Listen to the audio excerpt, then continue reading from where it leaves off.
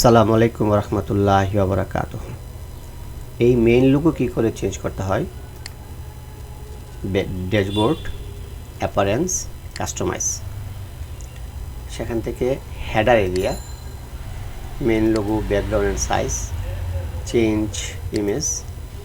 আমি একটা logo upload করে রেখেছি, ল্যান্ডস্কেপ আপলোড করলাম।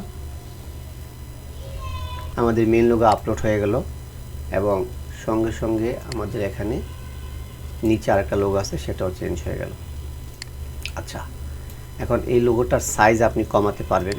এখানে রেশিও দেওয়া আছে, আপনি সর্বোচ্চ 10 ব্যবহার করতে পারবেন, হলো হাইট।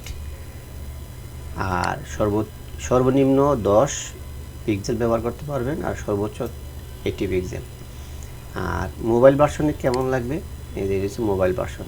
এই মোবাইল ভার্সনের হাইটটা হচ্ছে নিচে, আপনি চাইলে কমাতে পারবেন, চাইলে সর্বনিম্ন 10 পিক্সেল দিতে পারবেন, আর সর্বোচ্চ 60 পিক্সেল দিতে পারবেন। ফাইন, এটা গেল আমাদের মেন লোগো।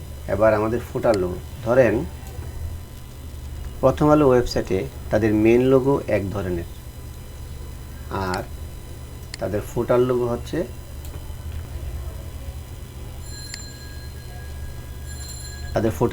আরেক ধরনের। এখন আপনি যদি চান আপনার ফুটার লোগো আলাদা হবে, সেক্ষেত্রে আপনি ফুটার এরিয়া, ফুটার মেন লোগো, এই যে এখান থেকে আপনি সেটা আপলোড করতে পারবেন। ধরেন আমরা এটাই দিলাম, কথার কথা এটাই দিলাম, এই যে এটা চলে আসলো। এটাকে আপনি ছোটো বড় এখান থেকে করতে পারবেন।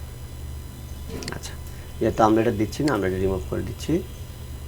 ফাইন।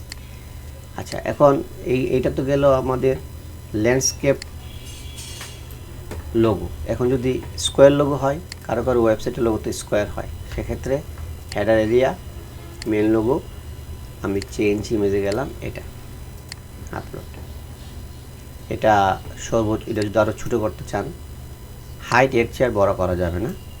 এখন এটা যদি মোবাইল ভার্সনে দেখতে চাই, তাহলে মোবাইল ভার্সনে আর একটু ছোটো করা যাবে। বাস, এরকমভাবে আপনারা মেন লোগো চেঞ্জ করতে পারবেন। এবং আমি এই লোগোটা দিয়ে রাখি, এই লোগোটা ভালো। একটা অনলাইন নিউজ পোর্টালের জন্য ল্যান্ডস্কেপ লোগো হলে ভালো হয়। ধন্যবাদ।